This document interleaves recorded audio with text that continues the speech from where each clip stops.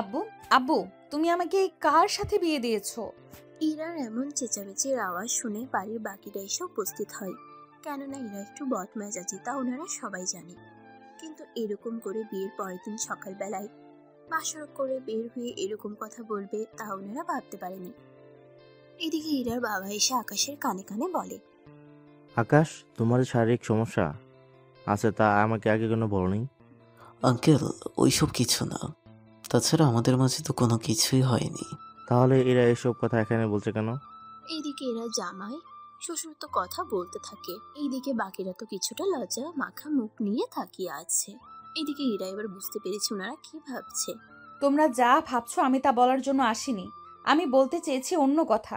ইরার কথা শুনে ওর ভাবি মজা করে বলে, কি কথা বলার জন্য এনেছো? তাও বাসর রাত করে, এখন জানতে পারলে? ইরা, কি হয়েছে বলতো? কি জানতে পারলি? ইরা, কি হয়েছে বলবি তো? কি হয়নি সেটা বলো। তোমাদের জামাই নাকি এতিম, আর ওর $1 দেওয়ার ক্ষমতাও নাকি নেই।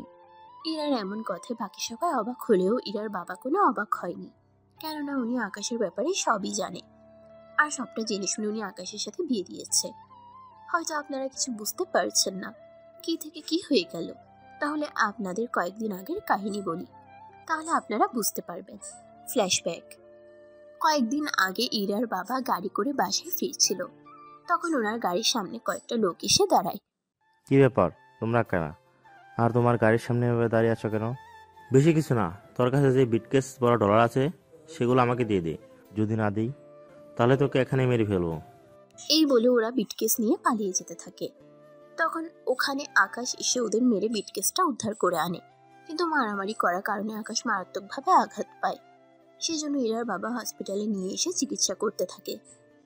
2 দিন পর উনি আকাশকে দেখার জন্য চলে আসে হসপিটাল। ওনাকে দেখে আকাশ বসতে যাবে তখনই, আরে, তোমাকে কষ্ট করতে হবে না, তুমি এখানে বসো। তা এখন কেমন আছে তোমার শরীর? আলহামদুলিল্লাহ, ভালো আছি আগের থেকে। তা আপনি আমাকে দেখার জন্য এসেছেন, এতেই আমি খুশি। তা তোমার পরিবারে কেউ কেউ আছে? এরপর আকাশ ওর সম্পর্কে অনেক কথাই বলে ইরার বাবাকে। তবে কি কি কথা হয়েছে ওনাদের মাঝে তা আপনারা আরো পরে জানতে পারবেন। কেননা এই গল্পের মূল কাহিনী লুকিয়ে আছে আকাশ আর ইরার বাবার মাঝে, যে কথাগুলো হয়েছে তার মাঝে। উনি সবটা শোনার পরে, আচ্ছা, তোমার কাছে একটা প্রস্তাব রাখবো, তুমি কি তা মেনে নেবে? মেনে নেওয়ার মতো হলে অবশ্যই মেনে নেব। তা কি কথা বলুন। আমার একটা মেয়ে আছে, নাম ইরা চৌধুরী। আমি চাই তুমি ওকে বিয়ে করো। এই দেখো আমার মেয়ের ছবি। ছবিটা ভালো করে দেখতে থাকে। আসলে ইরা দেখতে এতটাই সুন্দর ছিল যে আকাশ চোখ ফেরাতে পারেনি। সেজন্য রাজি তো হয়, সাথে কিছু প্রশ্ন করতে থাকে। আচ্ছা, আপনার মেয়ে আমাকে কেন বিয়ে করতে যাবে? কারণ তোমাকে আমার বিয়ের পছন্দ হয়েছে। তাছাড়া আমার মেয়ের সম্পর্কে আগে আমি তোমাকে সবটা বলি, সবটা শুনে তারপর তুমি আমাকে বলিও। জি বলুন। এরপর ইরার সম্পর্কে বলতে থাকে। আকাশ যতই শুনতেছে আবার ততই এক এক করে পানি খেতে থাকে। না আঙ্কেল, আমি তো কখনোই বিয়ে করব না। কেন বিয়ে করবে না? তোমার কি আমার মেয়েকে পছন্দ হয়নি? আপনার মেয়েকে তো পছন্দ হয়েছে, কিন্তু ওনার সম্পর্কে যা যা বলেছেন এইগুলো তো আমি কখনো পূরণ করতে পারবো না। তোমার যা কিছু লাগবে তুমি শুধু আমাকে বলবে, আমি তোমার সবটা এনে দেবো। কিন্তু অপরিচিত ছেলের কাছে আপনার মেয়েকে তুলে দিতে আপনার ভয় করবে না? আমার তো ভয় হচ্ছে তোমাকে নিয়ে। বিয়ের পর না জানি তোমার কি হাল করে। আঙ্কেল, কিছু ভাবছেন? না, ভাবছিলাম তোমাকে শুধু একটা মিথ্যে কথা বলতে হবে, তাহলে আর কোনো অসুবিধা নেই। নতুন করে আবার কি মিথ্যে বলবো? কানে কানে বলি। এরপর এই কথাগুলো ও বলে দেয়। এবার কি কথা বলেছে তা আপনারা সময় হলেই জানতে পারবেন। তবে এখন জানানো সম্ভব না, কেননা এখনই সব বলে দিলে পরে আর কিছুই যে থাকবে না বলার মতো। এদিকে অনেক কষ্টে উনি আকাশকে রাজি করায়। এরপর উনি নিজের বাসায় চলে আসে, এসে পরিবারের সাথে কথা বলতে থাকে। ওগো, শুনছো? কি ইরার মা? কি হয়েছে? এভাবে চিৎকার করছো কেন? কানে কি কালা মনে করো নাকি আমাকে? চিৎকার কই করলাম, আমি তো তোমাদের সাথে কথা বলবো বলে এসেছি। আব্বা, কি কথা বলার জন্য এরকম চেঁচাচ্ছেন? আমি চলে এসেছি, এবার তাহলে বলো আব্বু। বলবো, সবই বলবো। আগে ইরাকে নিচে নিয়ে এসো, ওর সাথে আরও তোমাদের সাথে আমার কথা আছে। আচ্ছা আব্বা, আমি নিয়ে আসছি রাতে, ততক্ষণ আপনি অপেক্ষা করেন। এইদিকে ভাবি উপরে চলে যায়। এদিকে ইরার ভাই বাবা মা ওনারা বসে আছে, কি কথা বলবে তা শোনার জন্য। এদিকে ভাবি উপরে এসে, কি ব্যাপার, আমার ননদকে এত খুশি দেখাচ্ছে কেন? আব্বু আজ 1 সপ্তাহ ধরে বলতেছি আমাকে কিছু ডলার দিতে, কিন্তু এতগুলো দিন ধরে দেয়নি, কিন্তু 1 ঘন্টা আগেই ডলার দিয়ে দিল। দিবেই তো। তোমার বাবা কি যে কথা পেটে করে নিয়ে এসেছে তা একমাত্র উনিই জানে। কি হলো ভাবি, কিছু কি ভাবছো? বাবা এসেছে আর তোমাকে বলেছে নিচে নামতে। আমি কেন নিচে যাব? তোমাকে যেতে বলেছে, চলো তো এখন। এইদিকে উনি ইরাকে নিয়ে আসে নিচে, এসে ইরার বাবার সামনে এনে বসিয়ে দেয়। তারপর উনি নিজের কথাগুলো এক এক করে বলতে থাকে। সবটা শুনে বাকি রাত তো অবাকই হয়। এটা তুমি কি বললে? সত্যি আব্বু, তোমার থেকে এরকমটা আশা করিনি। সত্যি আব্বু, আপনি ইরার মত না নিয়ে ওর বিয়ে এভাবে একটা ছেলের সাথে ঠিক করে নিলেন? ইরা তো ছেলেটাকে এখনো দেখলো না, না দেখেই বিয়ে করে নিবে নাকি? না দেখার কি আছে, তাছাড়া আমি নিজের ছেলের সাথে কথা বলেছি। তা আব্বু তুমি তো জানোই আমি কিরকম ছেলে পছন্দ করি। যদি ওইরকম হয় তাহলে আমার কোনো আপত্তি নেই। তুই যেমনটা চাইছিস তেমনই হবে। তাহলে আমি রাজি। তা ছেলের সাথে আমি তাহলে দেখা করে বাকি কথাগুলো বলে নেব।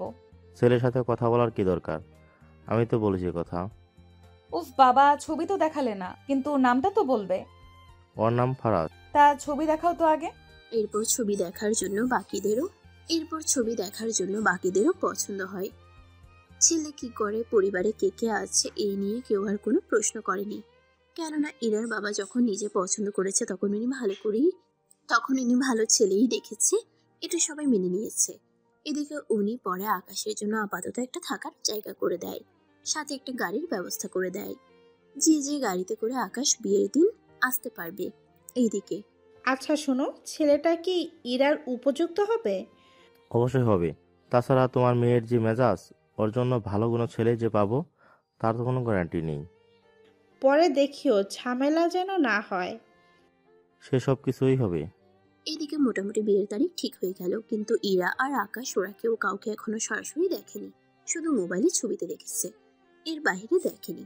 এদিকে বাড়ি সাজানো শেষ, বিয়ের জন্য যা যা লাগে সবই কেনা হয়ে গেছে। আজকে ওদের বিয়ে, সেজন্য ইরার বাবা আকাশের জন্য একটি গাড়ি পাঠায়, যে গাড়িতে করে আকাশ আসবে বিয়ে করার জন্য। এদিকে গাড়িতে করে আকাশ তো আসতে থাকে। অন্যদিকে আচ্ছা শোন, আমার হবু হাজবেন্ড যখন গেটে আসবে তোরা কিন্তু ভালো আর মোটা অঙ্কের ডলার চাইবি, আর ওখান থেকে যা পাবি 3 ভাগের 1 ভাগ আমার, আর বাকি 2 ভাগ তোদের সবার জন্য থাকতো। ইরা ওর বান্ধবীকে এগুলো শিখিয়ে দিল। ইরার বান্ধবী রিয়া বলে, ঠিক আছে তাই হবে, তুই শুধু দেখে যা, আগে আগে হোতা হে কাহা। এই বলে রিয়া আর রিমু হাসতে থাকে। এদিকে বর চলে আসার খবর শুনে ওরা নিচে আসে। একটু পরে আকাশ গাড়ি থেকে নামে। তখন ওর পাশে আর কেউই ছিল না, মানে আকাশ যে এতিম তা ওনারা জানতো না। কি ব্যাপার দুলা ভাই, বাকিরা কোথায়? সত্যি ভাইয়া, আপনার কোনো বন্ধু নেই?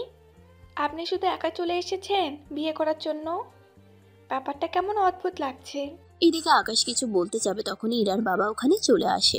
কি ব্যাপার, তোমরা আকাশকে বাইরে দাঁড় করিয়ে রেখেছ? ভিতরে তো নিয়ে চলো। আঙ্কেল আমাদের পাওনা আগে বুঝিয়ে দিক। কিসের পাওনা? তোমাদের থেকে আগে কি আকাশ কোনো ডলার দাঁড় করেছিল নাকি? আরে গেইটে যে ডলার দিতে হয় সে ডলার চাইছি আমরা। এরপর ইরার বাবা ইশারা করলে আকাশ এক বান্ডিল ডলার ওদের হাতে তুলে দেয়। তারপর ওরা ওখানে সব কাজ শেষ করে বিয়ের অনুষ্ঠানে নিয়ে যায়। এরপর ওরা চলে যায় ইরার কাছে, আর ইরার বাবা এরপর আকাশের সাথে কথা বলতে থাকে। এইদিকে রিয়া আর রিমুকে দেখে ইরা ওদের জন্য অপেক্ষা করতে থাকে রুমের মধ্যে। ইরার সাথে ওর ভাবিও ছিল। ওরা আসা মাত্রই, দোস্ত অনেকগুলো ডলার দিয়েছে। কত ডলার দিল? পুরো $2000। বাহ, শ্বশুরমশাই তো দেখি তোমার বিয়ে একজন ভালো ছেলে দেখেই দিয়েছে। তাই তো দেখতেছি।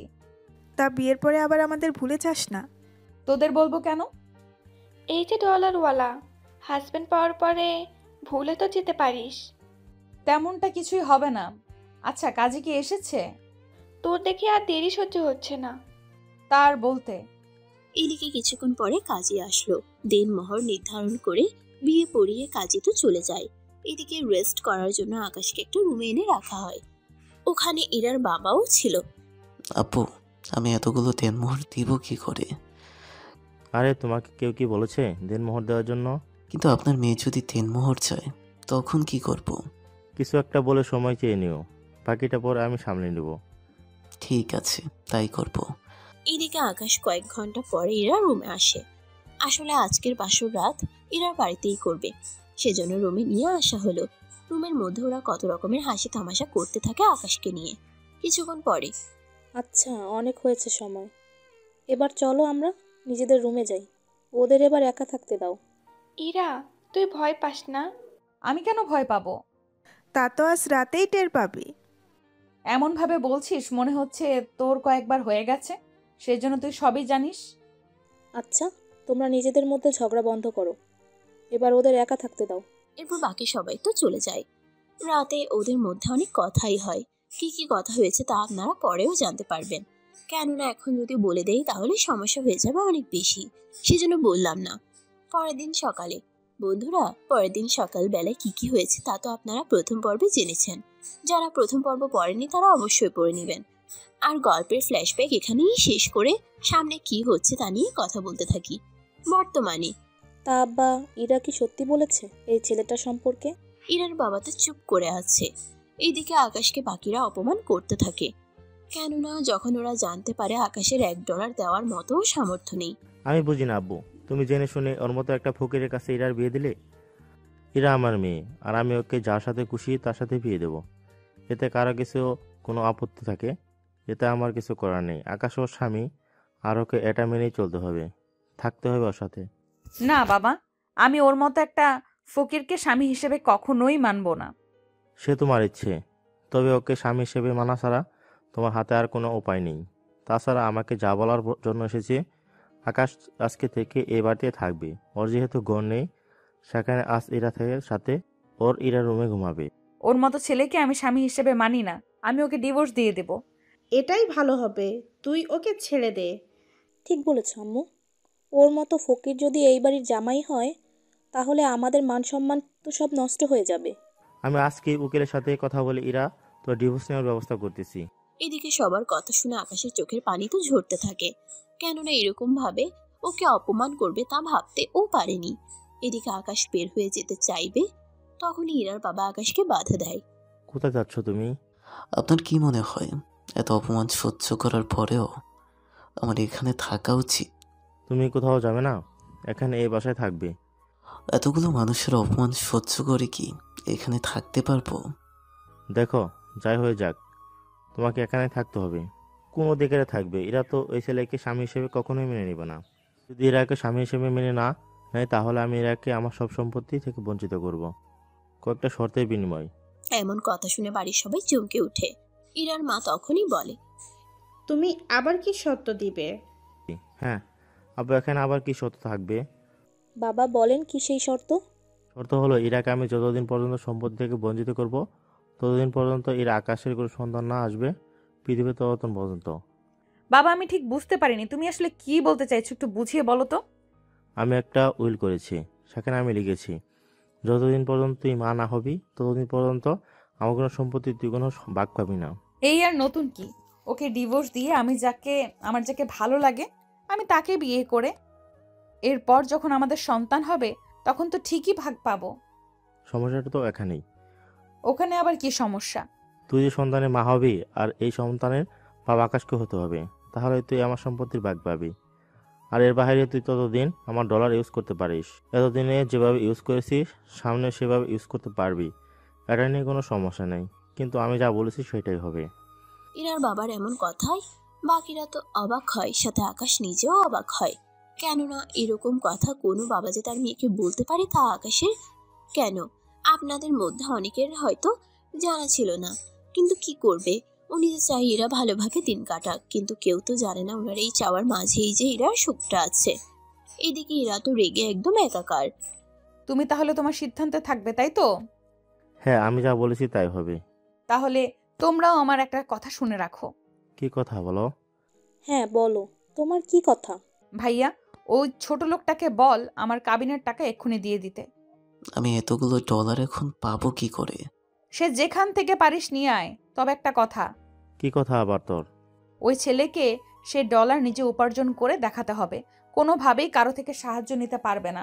আর যেদিন ওই সব ডলার পরিশোধ করতে পারবে সেদিন আমি ওকে স্বামী হিসেবে মেনে নিব, এর আগে নয়।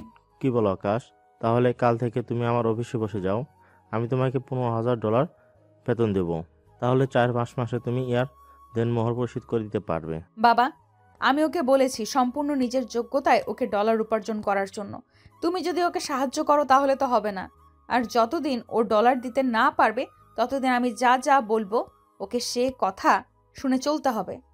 এবার ইরার বাবা আটকে গেল। এই দিকে উনি চুপ করে আছে। সেজন্য বাকিরা কিছুটা খুশি হয়ে ইরাকে নিয়ে কথা বলার জন্য চলে আসে রুমের মধ্যে। এদিকে ইরার বাবা আর আকাশ বসে আছে। তখন উনি প্রশ্ন করে বসে, আকাশ, এখন তাহলে উপায় কি? আমিও তো তাই ভাবছি, কিভাবে এতগুলো ডলার জোগাড় করব। এদিকে ইরার মা, ভাই আর ভাবি ওনারা বসে আছে। এদিকে ইরা তো চোখের পানি ফেলতে থাকে। মা, মা, আমি কি সত্যি তোমাদের মেয়ে? এটা আবার কেমন কথা? তুই তো আমাদের মেয়ে। তাহলে বাবা কি করে পারলো আমার সাথে এমনটা করতে? কি করে ওর মতো একটা ফকির ছেলের সাথে আমার বিয়ে দিল? কি করবে এখন? আব্বা যে কি করে এরকম একটা ডিসিশন নিল আমি তো বুঝতেই পারছি না। আমি তো বুঝতে পারছি না। ছেলেটা তো অনেক ভালো দেখতে, কিন্তু বাবাকে কি করে পটিয়ে এমনটা করলো বুঝতে পারছি না। যা হওয়ার হয়েছে, এখন এই নিয়ে ভেবে আর কি করবি? একটা কাজ করলে কেমন হয়? কি কাজ ভাইয়া? এই ছেলে যতদিন না পর্যন্ত তোকে কাবিনে ঢলা না দিতে পারছে ততদিন পর্যন্ত তো ওই ছেলে তোর কথা শুনতে বাধ্য, তাই তো? হ্যাঁ, কিন্তু এতে কি হয়েছে? এখানে তো অনেক কিছু। আমি না কিছু বুঝতেছি না, একটু বুঝিয়ে বলো ভাইয়া। এরপর ইরার ভাই ওদের সবাইকে বলতে থাকে এক এক করে। ওদের কথা শুনে বাকিদের তো পছন্দ হয়ে যায়। সত্যি তুমি ভালো একটা আইডিয়া খুঁজে বের করলে। বিজনেস তো আমি সামলাই তোমার সাথে, কিন্তু আমার মাথায় কেন যে আসছে না সেটাই তো আমি বুঝতেছি না।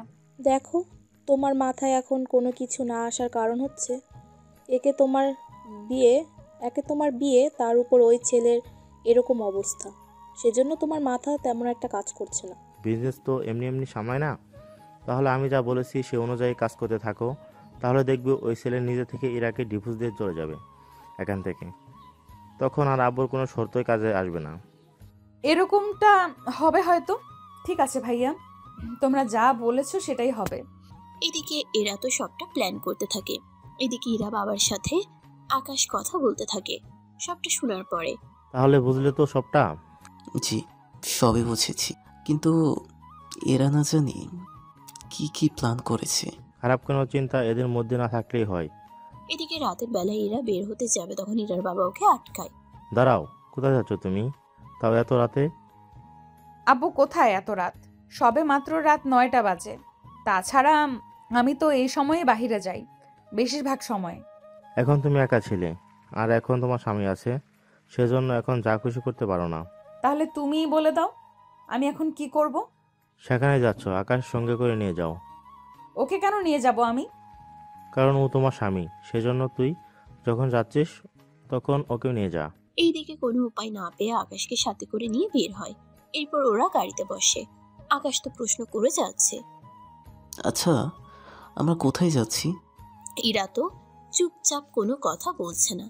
এইদিকে সেজন্য আর কোনো কথা না বলে বসে থাকে। কিছুক্ষণ পর গাড়ি একটা ক্লাবের সামনে এসে দাঁড়ায়। আর এই ক্লাবের সামনে এসে কেন দাঁড়ালো? ভেতরে গেলে তো? ওই কি ভাবছিস? ভাবছি আমার তো ক্লাবে যাওয়ার কোনো অভ্যাস নেই, সেজন্য আমি বাইরে আছি। আপনি বরং ভেতরে এসে মজা করতে থাকেন। ও যদি ভেতরে না যায় তাহলে তো ওকে কোনোভাবেই অপমান করতে পারবো না। ওকে তো যে করেই হোক ভেতরে নিয়ে যেতেই হবে। কিছু কি ভাবছেন? ভাবছি, তোকে ভেতরে না নিয়ে গেলে বাবা আবার কথা শোনাবে, সেই জন্য তোকে যেতেই হবে। এইদিকে জোর করে ভিতরে তো নিয়ে যেতে থাকে। এইদিকে আকাশ ভয় পাচ্ছে, ওকে কেউ চিনে ফেলবে না তো সে ভয়ে। এদিকে ইরা তো মনে মনে ঠিক করে রাখছে এদিকে ইরা তো মনে মনে যা ঠিক করে রেখেছে তা যেন হয় সেটাই ভাবতে থাকে। ওরা ভিতরে আসে, তখন ওদের দেখা হয় আবিরের সাথে। আবিরের পরিচয় আপনাদের একটু পরেই দিব। এদিকে আবির ইরাকে দেখে ওর কাছে আসে। কি ব্যাপার ইরা, তুমি এখানে আজকে এত লেট করে এলে কেন? এমনিতে লেট হয়ে গিয়েছে। তা তোমাকে এত আপসেট কেন দেখাচ্ছে? কিছু কি হয়েছে? হওয়ার আর কিছু বাকি নেই। কি হয়েছে ইরার? ইরার তো বিয়ে হয়েছে, তা অনেক বড় লোক ঘরের ছেলের সাথে। কি ইরার বিয়ে হয়েছে আর আমি জানি না? জানবি কি করে? কোনো অনুষ্ঠান করে বিয়ে হয়নি, সেজন্য জানিস না। তা বিয়ে তো করেছিস, ভালো কথা। তা তোর হাজব্যান্ডের সাথে পরিচয় করিয়ে দিবি? পরিচয় করানোর মতো কোনো পরিচয় ওর নেই। মানে ঠিক বুঝলাম না। দাঁড়া দেখাচ্ছি আমার হাজবেন্ডকে। এই বলে আকাশকে ইশারায় দেখাতে থাকে। বাকিরা তো দেখে অবাক হয়ে যায়, কেননা আকাশের শরীরে একটা ঢোলা শার্ট আর ঢোলা প্যান্ট। তুই কি মজা করছিস?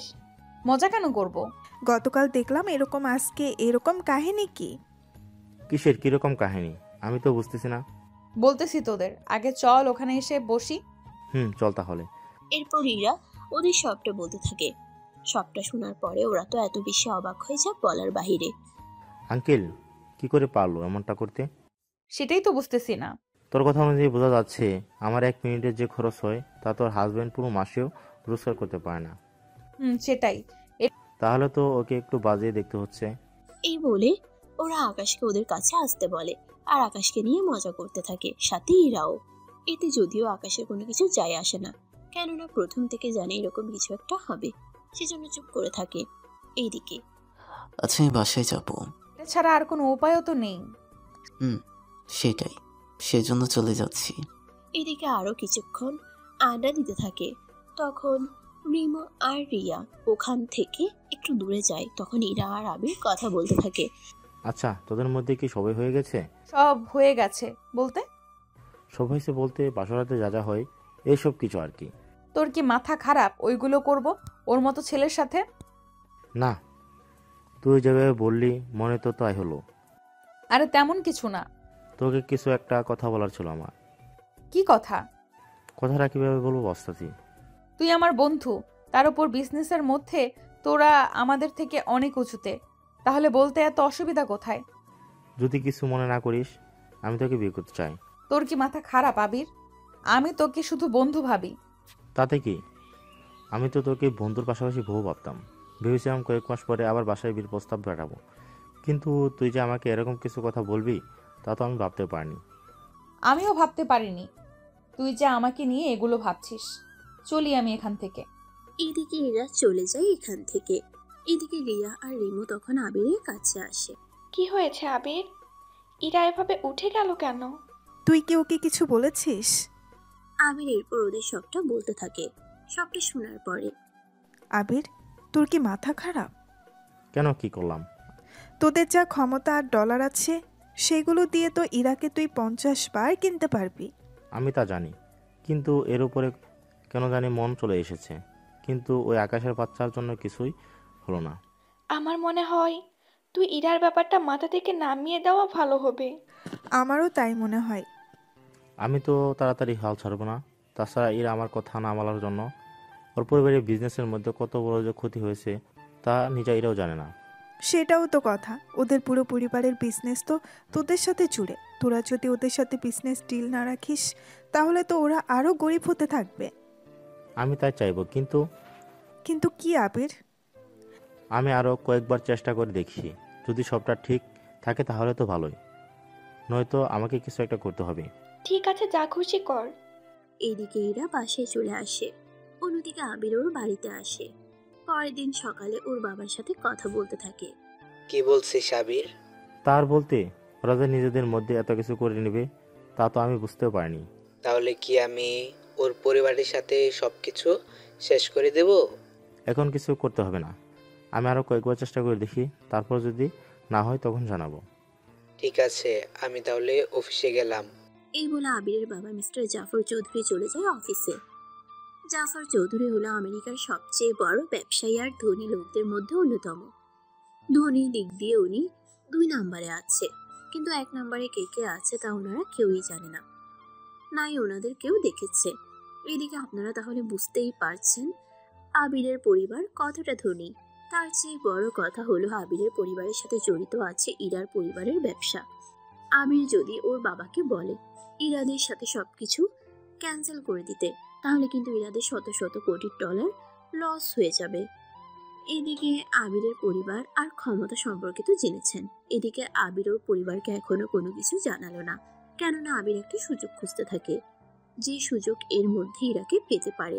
সকালবেলায় ইরা, এই নাও তোমার নাস্তা। হ্যাঁ দাও ভাবি। ইরা, তুই কি অফিসে যাবি? কেন? হঠাৎ করে আবির আমার সাথে কি বিষয় নিয়ে কোনো কথা বলতে চাইছে, কিন্তু কোন বিষয়ে সেটা বুঝতে পারছি না। তা তুমি অফিসে যাওয়ার পরেই তো দেখতে পারবে। আমি বলি কি, ইরা ও তোর সাথে যাক, এতে দুইজন মিলে বুঝে নিতে পারবি। সেটাই ভালো হবে তাহলে। ইরা কেন অফিসে যাবে? আব্বু, ইরা তো এতদিন ধরে আমার সাথে অফিসে সামলে এসেছে। তাছাড়া তুমি তো সব জায়গায় আর যেতে পারছো না, সেজন্য আমাদের দুজনকে কিছু অফিসের দায়িত্ব দিয়েছো। দিয়েছি, কিন্তু ইরার বিয়ে হয়েছে একদিন হলো। কোথায় আকাশ সময় দেবে, ওকে ঘুরতে নিয়ে যাবে? তা না করে ও যদি অফিসে যায় আর আমি একটু পরে অফিসে যাব, তাহলে ছেলেটা একা একা কি করবে? বাবা, যাকে আমি স্বামী হিসেবে মানি না তার সাথে সময় কাটানোর কথা তো প্রশ্নই ওঠে না। সে যাই হোক, ও তো স্বামী, সেজন্য ওকে তো মেনে নিতেই হবে। তাছাড়া তোকে এখন কোথাও যেতে হবে না। তুই আপাতত 10 থেকে 15 দিন আকাশে থাকবি, ওকে নিয়ে ঘুরতে যাবি। কিন্তু বাবা, আমি আর কোনো কথা শুনতে চাই না, এটাই আমার শেষ কথা। এদিকে বাকিরা কোনো কথা বলছে না, সবাই চুপ করে আছে। কেননা ইরার বাবা একজন হার্টের রোগী, সেজন্য ওনাকে বেশি উত্তেজিত করা ঠিক হবে না। সেজন্য ইরা রাজি হয়ে যায়। ঠিক আছে আব্বু, তাই হবে। আকাশ কোথায়? ওকে তো দেখছি না। সকালে উঠে কোথায় যেন গিয়েছে, তা আমি শিওর জানি না। একটা কল দে ওকে, কোথায় আছে, কি করতেছে তা খোঁজ নিয়ে আমাকে জানা। কিন্তু বাবা, ওর নাম্বার নেই আমার কাছে। ও যখন বাসায় ফিরবে তখন নাম্বার রেখে দিবি। আর আমি অবশ্যই গেলাম, তোকে যা যা বলেছি তা করবি। ঠিক আছে, তাই হবে। এইদিকে ইরার ভাই আর ইরার বাবা চলে যায় অফিসে। ওনারা যাওয়ার 1 ঘন্টা পরে আকাশ আসে বাসায়। ওকে দেখার পরে, কি ব্যাপার, কোথায় ছিলেন এতক্ষণ ধরে? একটু কাজে বাইরে গিয়েছিলাম। কাজ যদি শেষ হয়ে থাকে তাহলে নাস্তা করে বাড়ির কিছু কাজ আছে ওইগুলো করে নাও। বাড়িতে তো কাজের লোক আছে, তাহলে আমি বাড়ির জামাই হয়ে এইসব কাজ করব? তোর তো কোনো মান নেই। যদি থাকতো মা তোকে কাজ করতে বলতো না। সে যাই হোক, নাস্তা খেয়ে কাজগুলো করে নে তাড়াতাড়ি করে। এইদিকে ওনাদের এমন কথায় আকাশ বেশি কষ্ট পায়, কেননা ওনারা যেসব কাজ করতে বলেছে তা কখনো করেনি। সেজন্য নাস্তা করে সে কাজগুলো করার ট্রাই করতে থাকে। এইদিকে বিকালের দিকে কাজ শেষ হয়, সেজন্য গোসল শেষ করে একটা শার্ট আর প্যান্ট পরে নেয়। কিন্তু আকাশে বেশি শার্ট প্যান্ট নেই বলে পুরনোগুলো পরেছে। তাই এরা দেখে, এগুলো কি পরছিস? কেন শার্ট প্যান্ট? তা তো আমিও দেখতে পাচ্ছি, কিন্তু এত পুরানো কেন? কি করব, আমার তো নতুন কিছু নেই যে পরবো। ইরার তখন কি যেন ভাবতে থাকলো। তারপর আকাশকে নিয়ে একটা শপিং মলে আসলো, সাথে রিয়া আর রিমুকেও আসতে বলল, কেননা আকাশকে শপিং করিয়ে দিবে আর ওরা দুজন শেফাকে অপমান করতে থাকবে। এটাই ছিল ওদের প্ল্যান। ঠিক যেমনটা ভাবলো সেরকমই হলো। ওরা দুজনে এসে হাজির হলো শপিং মলে। কিন্তু ইরা ওদের দেখে এমন ভান করলো মনে হচ্ছে ও কিছুই জানে না। একটু পরে, কিরে, তোরা এখানে? আমরা তো এসেছি একটু কেনাকাটা করতে। তা তুইও কি এসেছিস কিনতে? এসেছি, তবে আমার জন্য না। তাহলে কার জন্য? এই খ্যাত ছেলেটার জন্য? আরে ও তো আমার হাজবেন্ড। আরে মজা কেন করিস? ওর মতো খ্যাত ছেলে কিনা তোর হাজবেন্ড হবে? হাসালি বান্ধবী। ভালো করে তাকা, তাহলে বুঝতে পারবি এটা কে। সরি বান্ধবী, আমরা ঠিক চিনতে পারিনি। আসলে উনি এমনভাবে এসেছে যে বোঝার কোনো উপায়ও নেই। কি করব বল, সবই আমার পোড়া কপাল। তাহলে চল, তোর হাজবেন্ডকে কিছু কিনে দে। তা এত দামি দামি জিনিস তোর হাজবেন্ডের পছন্দ হবে তো? কারণ সে তো সবসময় এরকম বস্তি মার্কা পোশাক পরে থাকে। এত দামি জিনিস আমার মনে হয় না পরতে পারবে। দেখ, আমি জানি তোরা ওকে অপমান করতেছিস। আরে আমরা তো মজা করতেছি। তা চলেন ভাইয়া, আজকে আপনার পুরো শপিং খরচ আমরা দুইজন দিব। তোরা কেন দিবি? বারে, তোর জামাই বলে কথা, এতটুকু তো করতেই পারি। এদিকে আকাশ শত না করার পরেও ওরা কিনে দিতে থাকে। মোটামুটি ওরা অনেক কিছু কিনে দেয়। এবার ওরা আসে রেস্টুরেন্টে খাওয়ার জন্য। তা কি খাবি বল? আমাকে কেন জিজ্ঞেস করছিস? ভাইয়াকে জিজ্ঞেস কর, উনি যা খেতে চাই তা অর্ডার কর। আরে উনি তো এই খাবারগুলো কখনো চোখে দেখার কথা তো দূরের কথা, কখনো নামও শোনেনি। সেই জন্য জিজ্ঞেস করা কি ঠিক হবে? দেখ, তোরা যা ইচ্ছা হয় অর্ডার কর। এদিকে চুপচাপ বসে আছে, কোনো কথা বলছে না, কেননা কোনো কথার উত্তর দেওয়া আকাশ ঠিক মনে করছে না। সেজন্য বসে আছে আর কথাগুলো শুনতে থাকে। এদিকে ওয়েটার খাবার নিয়ে আসলে ওরা সবাই খেতে থাকে। খাওয়া শেষ হওয়ার আগে আকাশ ওয়াশরুমে যাওয়ার জন্য চলে যায়। তখন কি রে ইরা, কেমন দিলাম? তোরা তো একদম ফাটিয়ে দিয়েছিস। দেখতে হবে না কার বান্ধবী আমরা, কিন্তু রেস্টুরেন্টের খরচ ওই বেটাকে দিতে বলি। কি বলিস তোরা? কিন্তু ওর কাছে তো $1 হবে না, তাহলে বিল দিবে কি করে? দরকার পড়লে এখানকার প্লেট থেকে শুরু করে যাবতীয় যা কিছু আছে সবই ধুয়ে নিবে। এরকমটা করা ঠিক হবে না, পরে তো আমাদের অনেক কথা শোনাবে লোকজন। কিভাবে? এরা এরপর বাকিটা ওদের বলতে থাকে। সবটা শোনার পরে আসলে এটা তো ভেবে দেখিনি। সেজন্য আমি যা বলেছি সেই অনুযায়ী কাজ করতে থাক, তাহলে ওর আরো কিছু শিক্ষা হবে। ঠিক আছে, তাই হবে। এদিকে একটু পরে আকাশ ফিরে আসে, তখন ওয়েটার আসে বিল নিয়ে। স্যার এই নিন আপনাদের বিল। বিল কত হয়েছে? এই তো $200। ভাইয়া আপনি তাহলে বিলগুলো দিয়ে আসেন, আমরা বাইরে অপেক্ষা করছি। কিন্তু আমার কাছে তো বিল নেই। এই কথা শুনে কর্মচারী বলে, স্যার আপনার কাছে যদি ডলার না থাকে তাহলে আপনাদের মধ্যে কাউকে না কাউকে তো বিল পরিশোধ করতে হবে। দেখলি তো ইরা, কাকে নিয়ে এসেছি খেতে? যার কিনা সামান্য খাওয়ানোর যোগ্যতা নেই, তাকে নিয়ে তুই সংসার করবি কি করে? এইদিকে ওদের কথাগুলো একে একে আকাশের বুকে আঘাতের মতো করে লাগতে থাকে। ওরা বিল দিয়ে নেয়। তখন আকাশ ওখান থেকে বের হয়ে আসবে, তখন একটা লোকের সাথে ধাক্কা লাগে। তা দেখে কর্মচারী ওখানে আসে। তোর সাহস তো কম না, তুই স্যারের সাথে ধাক্কা লেগেছিস। আমি সত্যি দেখতে পাইনি। এদিকে রেস্টুরেন্টের ম্যানেজার যে আকাশকে দেখে সাথে সাথে অবাক হয়ে সালাম দেয়, আর ওই কর্মচারীকে 2টা থাপ্পড় দেয়। তোমার তো সাহস কম না, তুমি ওনার সাথে খারাপ ব্যবহার করছো। স্যার উনি তো আপনাকে ধাক্কা দিয়েছিল। তুমি কি জানো উনি কে, ওনার পরিচয় কি? এর আগে ম্যানেজার কিছু বলতে যাবে, তখনই আকাশ ওনাকে আটকে দেয়। এদিকে ইরা আর বাকিরাও চলে আসে ওখানে। কি ব্যাপার, কিছু কি হয়েছে? না ম্যাডাম, কিছুই হয়নি। তুই এখানে দাঁড়িয়ে আছিস কেন? হ্যাঁ, যাচ্ছি এখনই।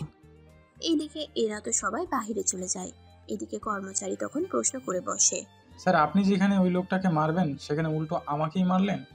তোমার ভাগ্য ভালো, তোমাকে শুধু মেরেছি, চাকরি থেকে বের করে দেয়নি।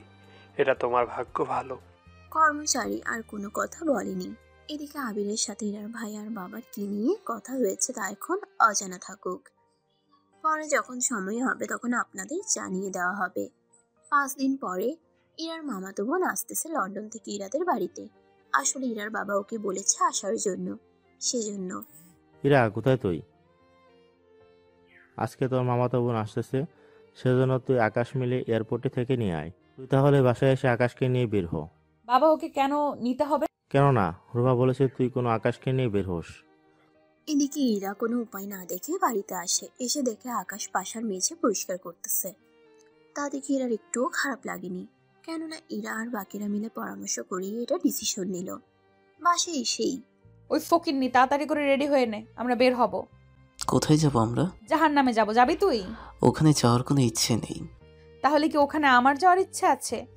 আপনার যেভাবে আচরণ আর চলাফেরা, জাহান্নামে যে যাবেন তা তো একদম ক্লিয়ার। আর একটা কথা বললে তোকে এখানেই। সে যাক গিয়ে তাড়াতাড়ি করে রেডি হয়ে আয়। এদিকে আকাশ রেডি হয়ে নিচে নামে, কিন্তু ভালো কোনো পোশাক পরেনি। সেজন্য ইরা দেখা মাত্রই, ভালো কোনো পোশাক কি ছিল না? সামনে যেটা পেয়েছো ওইটাই আমি পরে নিয়েছি। ঠিক আছে চল, মান সম্মান তো সব ডুবিয়ে ছাড়বি। তা যখন আমাকে দিয়ে বাড়িতে চাকরের মতো কাজ করান তখন কি মান সম্মান থাকে? তুই তো বেশি কথা বলতে শিখে গেছিস। সবটা তো আপনি নিজেই বললেন। আর একটাও কথা না, চুপচাপ চল আমার সাথে। এদিকে ইরাকে এভাবে রাখতে দেখে ভাবি জিজ্ঞেস করে। ইরা ওনাকে বাকিটা বলে। ওর আবার সম্মান, 3 বেলা যে খেতে দিচ্ছে ওকে, এটাই তো অনেক বেশি ওর জন্য। আচ্ছা ইরা, তুই কি কোথাও বের হচ্ছিস? হ্যাঁ আম্মু, আমি একটু এয়ারপোর্টে যাচ্ছি। হঠাৎ এয়ারপোর্টে কেন? যখন আসবো তখন দেখে নিও। এইদিকে আকাশকে নিয়ে এয়ারপোর্টে আসে। এয়ারপোর্টে এসে ওরা অপেক্ষা করতে থাকে। কিছুক্ষণ পর রূপা এসে হাজির। কেমন আছিস তুই? আমি তো অনেক ভালো আছি, তা তুইও আমাকে ভুলে গেলি? আর বলিস না, পড়াশোনায় যে চাপ। হয়েছে হয়েছে, তোর এই ঢপ আমাকে শোনাতে হবে না, চল এখন। ওরা একটু সামনে আসতেই আকাশ গাড়ির সামনে এসে দাঁড়িয়েছিল। রূপা আকাশকে দেখে, কি ড্রাইভার রেখেছিস তুই? আমাকে দেখে সালাম তো দূরের কথা, লাগেজগুলো পর্যন্ত বের হয়ে নেওয়ার প্রয়োজন মনে করলো না। আসলে ও তো ড্রাইভার না। তাহলে কে? ওই যে আব্বু যার সাথে তোকে বলেছে, এটাই সেই আপদ।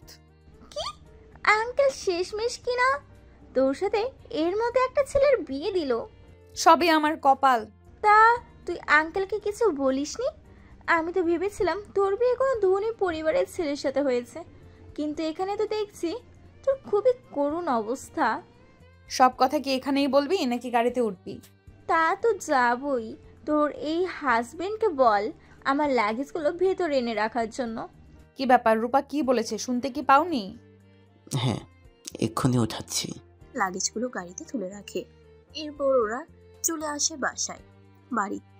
গাড়িতে ইরা রূপাকে সব কথা বলতে থাকে এক এক করে।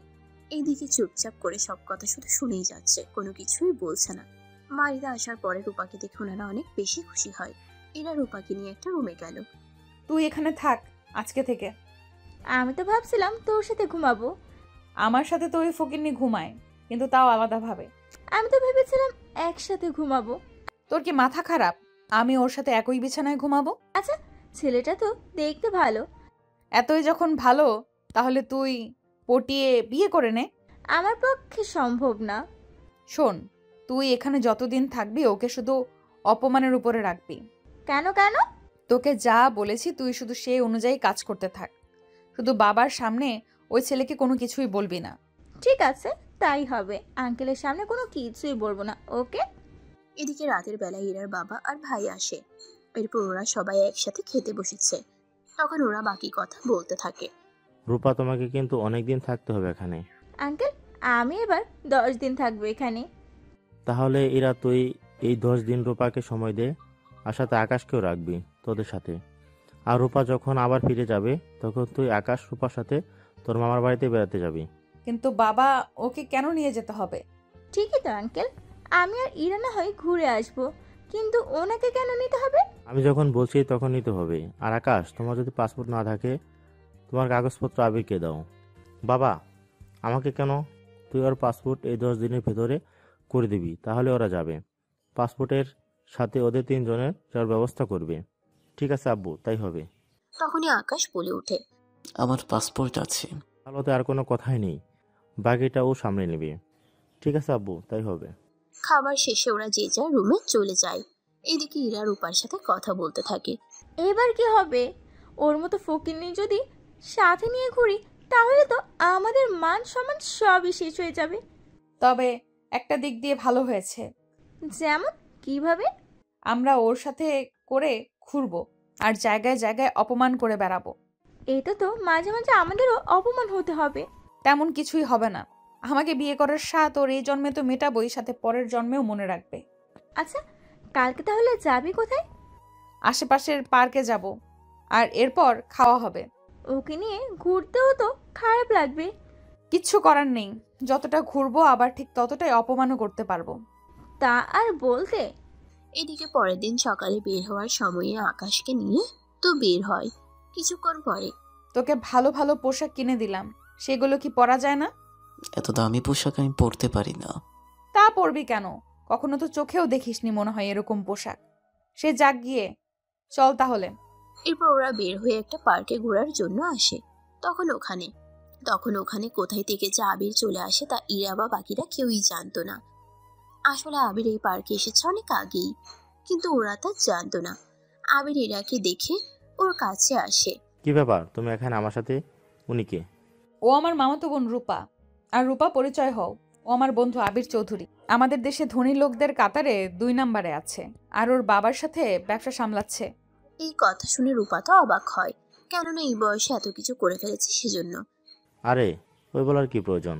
তাছাড়া এই ক্ষেতকে দেখে নিয়ে এসেছ। কি করব, বাবা বলেছে সেজন্য নিয়ে আসতে হলো। আজকে যখন আমার সাথে দেখা হলো তখন আজকে পুরো দিন আমি তোমাদের ঘোরাবো। এরপর ওরাও রাজি হয়ে গেল। তারপর ওরা ঘুরতে তো থাকে, সাথে আকাশকে তো অপমান করতেই থাকে। দুপুরে খাবারের সময়ে ওরা একটা রেস্টুরেন্টে আসে। তারপর ওয়েটারকে ডেকে আনে। তোমাদের এখানে সবচেয়ে দামি যে কেবিনটা আছে ওটা আমার লাগবে।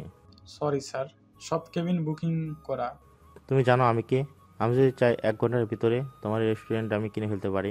আশ্চর্য, কেবিন খালি না থাকলে আমি কি করব? তোদের ম্যানেজারকে ডেকে নিয়ে আয়। দেখুন স্যার, উনি এখন ব্যস্ত, আর আপনাদের যদি বসতে হয় ওখানেই বসতে হবে। কর্মচারীর কথা শুনে আবিরের তো মাথা গরম হয়ে যায়। সেজন্য ওই লোকটা কলার চেপে ধরে। তোর সাহস তো কম না, তুই আমাকে মানা করিস। এদিকে ম্যানেজার সবটা দেখতে থাকে। তখনই উনি কেবিন থেকে বের হয়ে ওখানে আসে। চর দিন ওকে।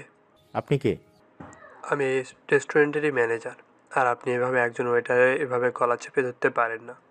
আমি কি পারি বা না পারি তা তোদের বলতে আসবে না। কি হয়েছে বলো তো আমাকে। এদিকে কর্মচারী সবটা বলতে থাকে। সবটা শোনার পরে আপনারা আমার রেস্টুরেন্ট থেকে বের হয়ে যান। এই ম্যানেজার, তোর তো সাহস কম না, তুই আমাকে বের হয়ে যেতে বলছিস? হ্যাঁ বলছি, কারণ আপনার মতো কাস্টমার আমাদের না হলেও চলবে। এদিকে ম্যানেজার ওদের অপমান করতে থাকে। এতে আবিরের তো রাগ বাড়তে থাকে। এরপর যখনই ওরা ওখান থেকে বের হতে যাবে তখনই ওখানে আকাশ চলে আসে। আকাশকে দেখেই, স্যার আপনি এখানে? আমাকে বললে তো আমি নিজে আপনাকে নিয়ে যেতাম। আকাশ ইশারায় ম্যানেজারকে চুপ থাকতে বলে। এদিকে ওরা তো অবাক হয়ে যায়, কেননা এতক্ষণ যেখানে আবিরের মতো ছেলেকে পাত্তা দিল না, সেখানে আকাশকে স্যার বলে ডাকছি সেজন্য। ওই ম্যানেজার, তোর কি মাথা ঠিক আছে? আমাকে অপমান করে তাড়িয়ে দিচ্ছিস, আর তোর মতো ভিখারিকে তুই স্যার বলছিস? আমি কাকে স্যার বলবো? অন্য কাউকে কি বলবো তা আপনার কাছ থেকে জানতে হবে না। তাছাড়া এখন যেতে পারেন আপনি। আকাশ স্যার, আপনি আসুন আমার সাথে, আমি নিজে আপনার খাবারের সার্ভ করে দিব। তুই ম্যানেজার অনেক পার বেরিয়েছিস। 1 ঘন্টার ভিতরে আমি হোটেল কিনে নেব, তারপর তোকে ওই হোটেল থেকে আমি কান ধরে বের করে দিব। কথা মনে রাখিস। চেষ্টা করে দেখুন এই হোটেল কিনতে পারেন কিনা। এইদিকে আকাশ চুপচাপ দাঁড়িয়ে আছে, সাথে ম্যানেজারও। এইদিকে ইরা আর রূপা কোনো কথা বলছে না, কেননা রূপা না জানলেও ইরা ভালো করে জানে আবির এখন ঝামেলা করেই ছাড়বে। এদিকে আবির কাকে যেন কল দিয়ে এই রেস্টুরেন্ট কেনার জন্য বলে। শোনো, আমি একটা ঠিকানা দিচ্ছি। এই রেস্টুরেন্টে আমি 1 ঘন্টার মধ্যে কিনতে চাই। যত ডলার লাগে তবু এই হোটেল কিনে নাও। এই যে মিস্টার আবির, যতই যা খুশি করুন না কেন, এই হোটেল কেনার ক্ষমতা আপনার নেই। ওই আবির চৌধুরীকে তুই চিনিস না। আমার একটা কলে এখানে কি কি হতে পারে তুই নিজেও জানিস না। আরে কি দরকার এত ঝামেলা করার? উনি যখন বলেছে কেবিন নেই, তখন আর ঝামেলা করার কি করলাম? এই তুই কে রে? আমাকে জ্ঞান দিতে আসবি না, বলে দিলাম। আবিরের এমন কথাবার্তায় আর আচরণে বাকি কাস্টমারগুলো ডিস্টার্ব হচ্ছে, সেই জন্য গার্ড, ওনাকে বাহির করে দাও। আর উনি যদি নিজের ইচ্ছেতে বের হতে না চায় তাহলে ধাক্কা দিয়ে বের করে দাও। এই কথাটা শুনে আবির তো আরো বেশি রেগে যায়। রাগের বশে বন্দুক বের করে ম্যানেজারের মাথায় ধরে। তোকে মেরে ফেলতে আমার 1 সেকেন্ডও ভাবতে হবে না। এদিকে ইরা আর রূপা মিলে আবিরকে শান্ত করায়। একটা সময় আবির ম্যানেজারকে এখান থেকে চলে যেতে বলে। এদিকে ওরা ওই রেস্টুরেন্ট থেকে বের হয়ে আসে, কিন্তু আবিরের রাগ এখনো কমেনি। সেজন্য গাড়ি উল্টোপাল্টা চালিয়ে অন্য একটা গাড়ির সাথে অ্যাক্সিডেন্ট করে। এতে ওই লোকটা বের হয়ে আবিরের কলার চেপে ধরে। এই চোখ কি আকাশ রেখে গাড়ি চালাস নাকি? একে তো আবির রেগে আছে, দ্বিতীয়ত এই লোকটার কথায় আবিরের আরো রাগ হয়। এতে করে আবির বন্দুক বের করে গুলি করতে যাবে ওই লোকটার সাথে থাকা বাকিদের মধ্যে একজন গুলি করে আবিরকে। এতে গুলি এসে আবিরের বুকে লাগে আর ওই লোকগুলো ওখান থেকে পালিয়ে যায়। এদিকে ইরা, রূপা আর আকাশ মিলে আবিরকে হসপিটালে নিয়ে আসে। যে হসপিটালে নিয়ে এসেছে ওই হসপিটাল আবিরদের। ডক্টর আবিরকে দেখে চিনতে পারে আর সব কাজ ফেলে উনি আবিরের চিকিৎসা করতে থাকে। সাথে আর কিছু ডক্টরই ছিল। এইদিকে ডক্টর কল দেয় আবিরের বাবাকে। স্যার, আমি আপনার হসপিটাল থেকে ডক্টর খন্দকার বলছি। হ্যাঁ বলো, কিছু কি হয়েছে হসপিটালের মধ্যে? স্যার আসলে কি হয়েছে বলবে তো? আবির স্যারের কারা যেন গুলি করেছিল, আর ওনাকে 2টা মেয়ে আর একটা ছেলে মেয়েরা হসপিটালে নিয়ে এসেছে। কথাটা শুনে জাফর চৌধুরী তো অবাক হয়ে যায়, কেননা আবিরের আশেপাশে সবসময় 20 জনের মতো সিকিউরিটি থাকে, আর ওরা থাকতে আবিরের এরকম অবস্থা হয়েছে, এটা ভেবেই উনি অবাক হয়। এখনই আসতেছি আমি, আমার ছেলের যেন কোনো কিছু না হয়। চিন্তা করবেন না, আমি ওনাকে বাঁচিয়ে তুলব। এইদিকে ডক্টর চিকিৎসা করতে থাকে, আর অন্যদিকে জাফর চৌধুরী তো 30 জন সিকিউরিটি নিয়ে আসতে থাকে হসপিটালের দিকে। এইদিকে উনি হসপিটাল এসে ইরাকে দেখতে পায়। জাফর চৌধুরী ইরাকে চিনে, সেজন্য ওর সাথে আগে কথা বলে। এই কে ইরা? তুমি তাহলে নিয়ে এসেছো আবিরকে? জি আঙ্কেল, তবে চিন্তা করবেন না, আবির এখন ঠিক আছে, শুধু ঠিক হতে হতে 1 মাস সময় লাগবে। কি করে হলো এইসব? আসলে আঙ্কেল, ইরা যা বলার স্পষ্ট করে বলো। ওর সাথে সিকিউরিটি ছিল, ওরা নেই কেন? এরপর ইরা সবটা বলতে থাকে। সবটা শোনার পরে জাফর তো রেগে যায়, কিন্তু এরা রেস্টুরেন্টে সব কথা বলেনি, শুধু অল্প কিছু বলেছে, যেন উনি বাকিটা ঠিক করে নেয়। এদিকে একটু পরে ওরা কারা ছিল? আর যখন গুলি করছিল তখন কি গাড়ির সামনে ছিল নাকি পিছনে ছিল? সামনেই ছিল, কিন্তু কেন আঙ্কেল? সিকিউরিটি সিকিউরিটি জি স্যার বলুন।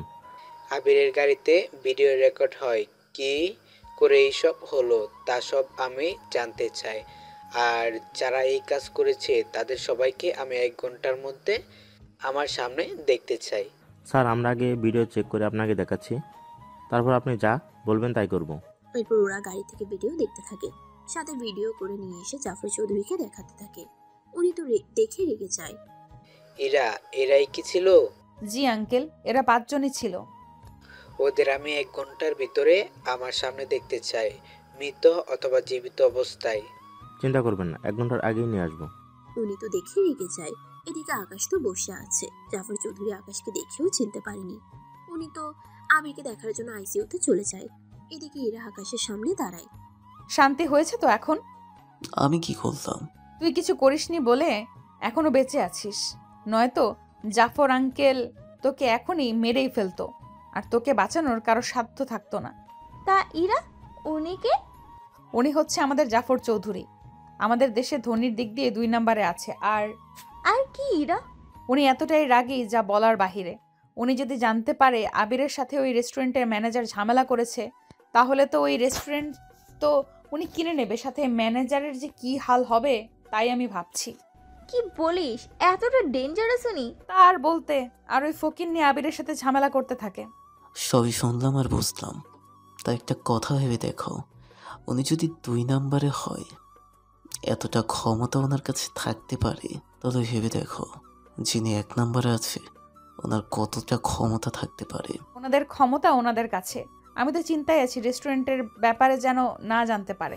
এদিকে জাফরের সিকিউরিটি হলো 1 ঘন্টা শেষ হওয়ার আগে ওই লোকগুলোকে ধরে নিয়ে আসে। স্যার ওদের ধরে নিয়ে এসেছি। ওদের মুখটা আমাকে দেখাও। এরপর মুখ তো দেখানো হলো।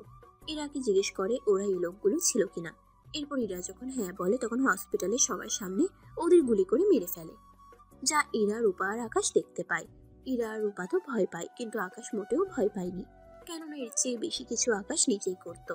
তবে সেসব বিষয়ে জানতে হলে আপনাদের গল্পের সাথে সাথে থাকতে হবে। ওদের মারা শেষে আমার ছেলের ক্ষতি করার চেষ্টা যে করবে তাকে আমি এভাবে মেরে ফেলবো। এদিকে ওরা ওখান থেকে চলে আসে বাড়িতে। এসে ওরা নিজেদের মতো করে ফ্রেশ হয়ে নেয়। এদিকে আকাশ ফ্রেশ হতে যায়, তখন আকাশের নাম্বারে একটা কল আসে। কল রিসিভ করতেই ফোনের অপর পাশ থেকে কিছু একটা বলতে থাকে, তবে সেটা অন্য ভাষায়, যা ইরা মোটেও বুঝতে পারেনি। ওই লোকটা কি বলেছিল ফ্রেশ হয়ে আসার পরে? কেউ একজন কল দিয়েছিল, কি বলল আমি তো ওদের কথা কোনো কিছুই বুঝতে পারিনি। আপনার বুঝে কাজ কি? আচ্ছা যাই হোক, ঘুমোতে হবে। আকাশ যখনই ঘুমাতে যাবে তখন ইরার ভাবি এসে হাজির হয় ওনাকে দেখার পরে। কি ব্যাপার ভাবি, আপনি এখানে কেন? এত তাড়াতাড়ি ঘুমালে কি হবে? এখন তো তেমন কোনো কাজ নেই। কে বলেছে কাজ নেই? প্লেট থেকে শুরু করে যেগুলো ময়লা হয়ে আছে সেগুলো এখন ধুয়ে রাখো। এগুলো তো সকালেও করতে পারবো। সকালে তো বলা যায় না তুমি কোন জায়গা থেকে কোন দিকে চলে যাও, তখন তো সেসব আবার আমাকেই ধুতে হবে। তাই বলে এখন আমি এই কাজ করব? করবে। তাছাড়া ইরা 1 দিন পরে তো আমার আর তোমার ভাইয়ের বিবাহ বার্ষিকী, তা এই বছর কি দিবে আমাদের? চিন্তা করো না ভাবি, আমি তোমাকে একটা ডায়মন্ডের নেকলেস দিব। তুমি না হয় ডায়মন্ড দিবে, তা তোমার জামাই কি দিবে? হোক, দিবে গিফট। যার নিজের $1 রোজগার করার ক্ষমতা নেই সে কিনা দিবে তোমাকে। সত্যি ভাবি, হাসালে তুমি। চিন্তা করবেন না ভাবি, আমি আপনার গিফট সময় মতো নিয়ে আসবো। এইবার কিন্তু পার্টি দিব না, যা হবে আমাদের নিজেদের মধ্যে অনুষ্ঠান হবে। ভাবি, এটা হয় নাকি আবার? হয়, তোমার ভাইয়াও তাই চায়। এদিকে রাতটা পার হয়ে সকালে ইরা রূপাকে সাথে করে নিয়ে বের হয়ে চলে আসে নেকলেস কেনার জন্য। এদিকে আকাশ কোথায় আছে তা বাসায় কেউ জানে না। রাতের বেলায় সবাই গিফট দিতে থাকে ইরার ভাইয়ার ভাবিকে। তখনই কি ব্যাপার, আকাশকে দেখছি না। এরা আকাশ কোথায়? আমি কি করে বলবো? তুই জানিস না মানে? আকাশ কি আজকে তোর সাথে ছিল না? কই না তো, আমি তো গিফট কিনতে গেলাম, এখানে তো আর দেখলাম না। হয়তো লজ্জা পাবে বলে আসেনি। লজ্জা মানে? কিসের লজ্জা? এই যে সবাই গিফট দিচ্ছে, তা উনি দিতে পারবে না বলে লজ্জা পেয়ে আসেনি। ভাবি কিন্তু ঠিক বলেছে। ইরার মা, তুমি কি জানো না? আমাকে তো কোনো কিছুই বললি না। এদিকে উনি আর কিছু বলতে যাবে তখনই আকাশ চলে আসে হাতে একটা পার্সেল নিয়ে। তা দেখে বাকিরা তো অবাকই হয়। কোথায় তুমি? আমি তো গিফট জোগাড় করার জন্য গিয়েছিলাম। তোমাকে তো বলেছে এগুলো আনতে। গতকাল রাতে ভাবি আর ইরা নিজেই তো বলতো। কথাটা শুনে বাকিরা চুপ হয়ে যায়। তখনই রূপা, আঙ্কেল যা হওয়ার হয়েছে, তা এখন উনি কি এনেছে তা আমরা দেখি। হ্যাঁ সেটাই আগে করি। এরপর ওনারা প্যাকেট খুলে দেখতে থাকে। প্যাকেটের ভিতর দেখে তো অবাক হয়ে যায়, কেননা এখানে একজোড়া কানের দুল আছে। ওগুলো আমার তেমন পরিচিত মনে হচ্ছে।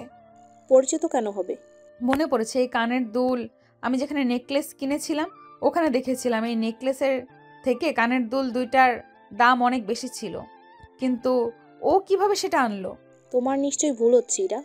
কোনো ভুল হচ্ছে না, রূপা তো নিজেও এটা দেখেছে। হ্যাঁ ভাবি, আমি নিজেও এটা দেখছি। আচ্ছা, ও এটা তো চুরি করেনি তো? চুরি করা তো কখনো সম্ভব না, কেননা ওখান থেকে এগুলো চুরি করে আনা একদম সম্ভব না। আপনারা তখন থেকে কি শুরু করলেন? এটা তো নকল। আর আপনারা আসল ভেবে কত কি ভেবে রেখেছেন। আমরা তো ভুলেই গিয়েছিলাম, যার $1 রোজগার করার ক্ষমতা নেই সে কিনা কোটি ডলার কানের দুল দিবে। থাক, এত কষ্ট করে যখন এনেছে তখন এটাকে রেখেই দিই। এদিকে অনেক রং তামাশার মধ্যে দিয়ে অনুষ্ঠান মোটামুটি শেষ হলো। রাতের বেলায় ইরার ভাবি কানের দুলটা টেবিলে রেখে দেওয়ার লাইট অফ করে, এরপর ঘুমিয়ে যায়। অন্ধকারে কানের দুল থেকে আলো বের হতে থাকে। মাঝরাতে ইরার ভাবির ঘুম ভেঙে যায়, আর উনি কানের দুলটাই এভাবে আলো জ্বলতে দেখে অবাকই হয়। সেজন্য উনি ওনার হাজবেন্ডকে জাগিয়ে তুলে, এই ওঠো, এই ওঠো তাড়াতাড়ি করে। কি হয়েছে এত তাড়াতাড়ি করে জাগাচ্ছ কেন? তুমি উঠবে নাকি আমি পানি ঢালবো? কি হয়েছে বলো। সামনে তাকাও। ইরার ভাইও সামনে তাকিয়ে অবাক হয়ে যায় এরকম আলো দেখে। তাহলে এরা যা বলেছে সেটাই কি সত্যি? সকালে আমরা এটা নিয়ে যাব ওই দোকানে, আর এটার ব্যাপারে কথা বলবো। আচ্ছা তাই হবে। পরের দিন সকালে ইরার ভাই আর ভাবি তৈরি হয়ে বেরিয়ে পড়ে ওই দোকানের উদ্দেশ্যে। ওনাদের একজন কর্মচারীকে কানের দুলটা দেখায়। আচ্ছা দেখেন তো এই কানের দুলটা আসল নাকি নকল, একটু পরীক্ষা করে জানাবেন। যদি এই কানের দুলটা রাতের আধারে আলো চড়ায় তাহলে এটা আসল, আর যদি আলো না দেয় তাহলে এটা নকল। আর এটা আপনারা কোথায় পেলেন? কোথায় পেয়েছি মানে? মানে হলো এই কানের দুলটা আমাদের এখানের সবচেয়ে বড় কাস্টমার যিনি ছিল উনি এটা কিনেছে, কিন্তু এটা আপনাদের কাছে কি করে এলো? আপনারা এটা চুরি করেননি তো? আপনি জানেন কার সামনে দাঁড়িয়ে কি বলছেন? যার সামনেই হোক, এটা শুধুমাত্র 2 পিস এসেছে, আর ওটা গতকাল বিক্রি হয়েছে, আর আপনারা ওটা নিয়ে এসেছেন, তাহলে তো বোঝাই যায় আপনারা এটা চুরি করে এনেছেন। আপনার সাহস কী করে হয় আমাদের চোর বলার? যদি চোর নাই হন তাহলে এটা আপনাদের কাছে কি করে এলো? এটা তো আমাদের উপর হিসেবে দিয়েছে। যিনি এটা আপনাদের উপহার দিয়েছে হয়তো উনি এটা চুরি করেছে। একটা কাজ করুন, ওনাকে কল দিয়ে এখানে আসতে বলুন। ঠিক আছে বলতেছি। ততক্ষণে আমিও আমার স্যারকে এখানে আসার জন্য বলতেছি। এদিকে ভাবি ইরাকে কল দিয়ে আকাশকে নিয়ে এখানে আসতে থাকে। ইরা তো আকাশকে নিয়ে চলে আসতে থাকে এইদিকে কর্মচারী ততক্ষণে ম্যানেজারকে এখানে আসার জন্য বলে। এইদিকে ওরা আসা মাত্র, আকাশ তুমি এটা কোথায় থেকে চুরি করলে? আমি কখন কি চুরি করলাম? তুমি এই কানের দুলটা কোথা থেকে চুরি করে আনলে? আমি এটা নিজের ডলারে কিনেছি। আমি কিন্তু চুরি করতে যাব? চুরি যদি না করে থাকিস তাহলে আমার ভাবি আর ভাইকে ওনারা চোর কেন বলবে? তা আমি কি করে জানি? আমি তো এটা কিনেছি, চুরি তো করিনি। তোর মতো ফকিন্নি এটা কিনবে? সত্যি করে বল, কোথা থেকে কিনেছিস? আমি চুরি করিনি। এদিকে কর্মচারী ওদের কাণ্ড দেখে বলে, আপনারা কেউই যেতে পারবেন না যতক্ষণ পর্যন্ত ম্যানেজার না আসবে। তোমার সাহস তো কম না। তুমি জানো তুমি কাদের কি বলতেছো? সে আপনারা যেই হন না কেন, যা বলার ম্যানেজারকে বলবেন। এদিকে বাকিরা তো অপমান হতে থাকে আকাশের এই কর্মকাণ্ডের জন্য। সেজন্য সবাই ওকে কথা শোনাতে থাকে, কিন্তু আকাশ কোনোভাবেই বুঝাতে পারছে না ও এটা চুরি করেনি।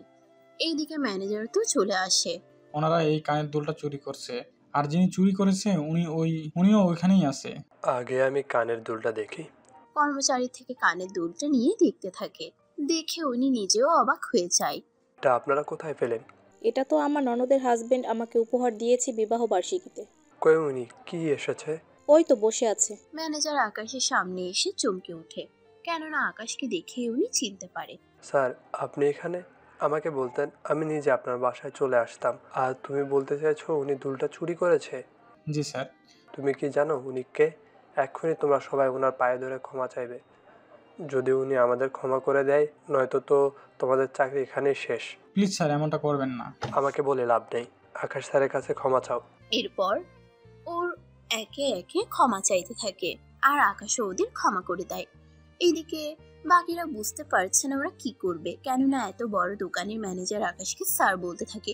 এটা ভেবেই ওরা অবাক হয়। এরপর একে একে সবাই ক্ষমা চাইতে থাকে আর বাকিরা দাঁড়িয়ে দাঁড়িয়ে দেখতে থাকে।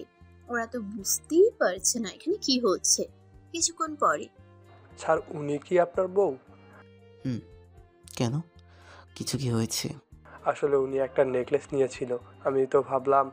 থাক, আর ভেবে কাজ নেই, আমি গেলাম এখন। তাছাড়া তোমার লোকদের বলে দিবে এরপর থেকে কারো পোশাক দেখে যেন তার ব্যক্তিত্ব যাচাই না করে। জি স্যার, আমি বলে দিব। স্যার আপনাকে বাসায় পৌঁছে দেই, চলুন। তার প্রয়োজন হবে না।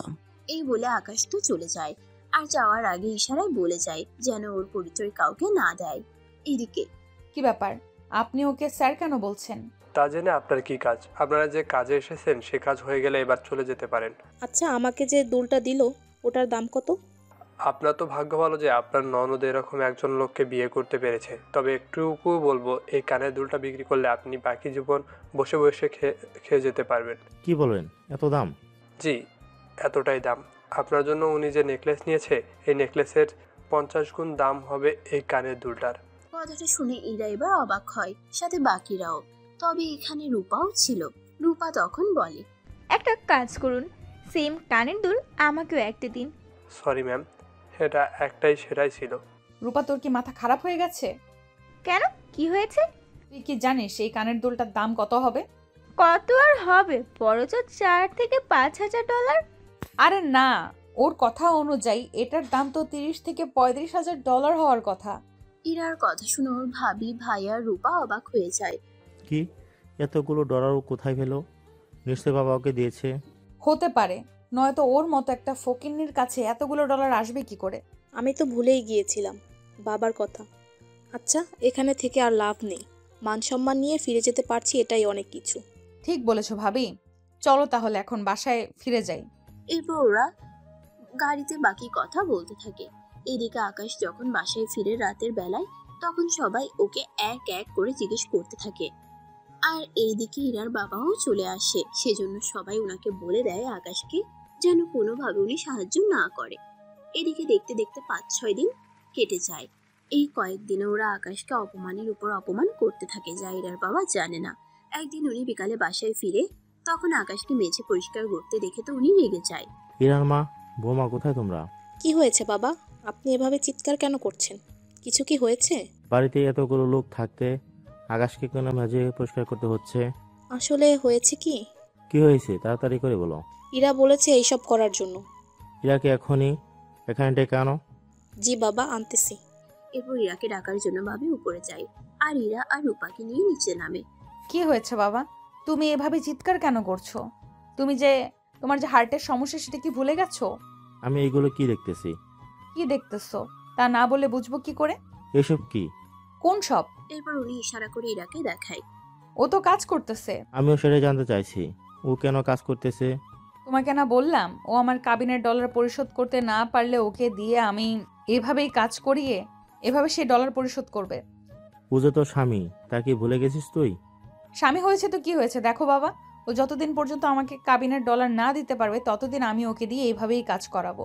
যদি ওর ডলার দিতে পারে তাহলে আর কাজ করতে হবে না। ইরা কিন্তু ঠিকই বলেছে। বাহ, সবাই দেখি এক হয়ে গেল। আকাশ, তুমি আমার সাথে রুমে আসো। তা দেখে আকাশ আসতে থাকে, ওনার সাথে ইরার মাও আসতে থাকলে। আমি জামাইকে আসতে বলেছি, তোমাকে বলিনি। এবার ইরার আম্মু থেমে যায়। এদিকে উনি আকাশকে রুমে নিয়ে এসে আকাশের হাত ধরে কাঁদতে থাকে। আমি পারিনি তোমাকে সুখ দিতে। আপনি কাঁদবেন না, তাছাড়া ইরা ছোট মানুষ, ভালো খারাপ এখনো কিছু বোঝে না। তাছাড়া ও বিজনেস সামলাচ্ছে বলে এরকম হচ্ছে। যদি অন্য মেয়েদের মতো বাবা আর ভাইদের উপর নির্ভর হতো তাহলে এরকমটা হতো না। আসলে আপু, আমাদের দেশে এরকমই হয়। একটা মেয়ে যখন চাকরি করে নিজেই প্রতিষ্ঠিত হতে থাকে তখন সে বাকিদের আর মানুষ মনে করে না। তবে সব মেয়েরা কিন্তু একরকম নয়। যারা ছোট থেকে অভাব দেখে আসছে তারাই তাদের পরিবারের জন্য কিছু একটা করার চেষ্টা করে। আর যারা কখনো অভাব দেখেনি তারা একটু প্রতিষ্ঠিত হতে পারলে বাকিদের খুব সহজে ভুলে যায়। সেজন্য আমি এইসব দেখে কোনো কিছুই মনে করি না। সত্যি আকাশ, তোমার মতো করে কেউ যদি বুঝতো তাহলে তো হতোই। আমি তোমাকে ডলার দিই, তুমি ওইগুলো দিয়ে আলাদা কোনো ব্যবসা করো। এতে তুমি করে একটা বাড়ি করে সেখানে নিয়ে যেতে পারবে ইরাকে নিয়ে। তার কোনো প্রয়োজন হবে না। আমার যা কিছু আছে তা আমি পরে একটা সময় আপনাকে দেখাবো। কি সেগুলো? সময় হলে ঠিকই জানতে পারবেন। এইদিকে উনি রুম থেকে বের হয়ে অফিসে চলে যায়।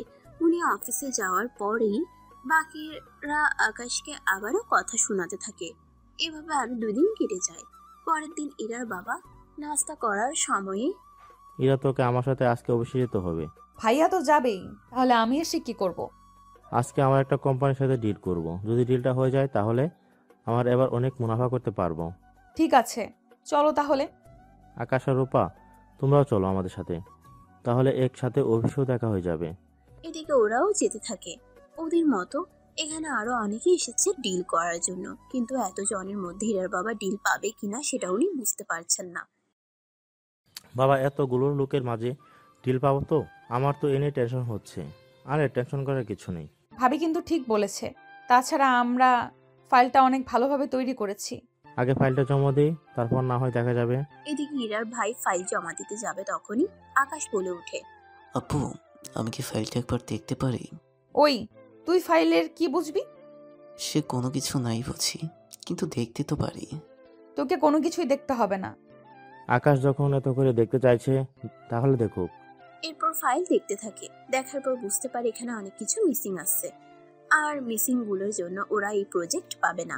বাবা, এখানে তো অনেক কিছু মিসিং আছে, আর এই মিসিং থাকার কারণে কিন্তু আমরা প্রজেক্ট পাবো না। এই চুপ কর, উনি আসছে জ্ঞান দিতে আমাদের। তুই ফাইলের কি বুঝিস? যতটুকু বুঝি, তবে এতটুকু শিওর দিতে পারবো এই প্রজেক্ট আপনারা পাবেন না। বাবা, ওর কথা শুনতে হবে না। এই বলে আকাশের হাত থেকে ফাইল নিয়ে ওখানে জমা দিয়ে আসে।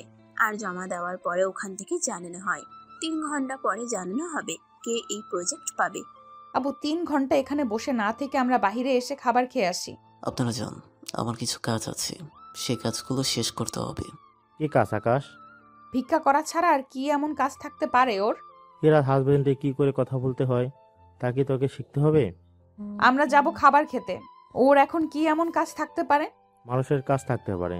এদিকে আকাশ ওখান থেকে বের হয়ে আসে কর্মচারীর কাছে, যারা এই প্রজেক্টগুলোর কাজ দেখে তাদের কাছে।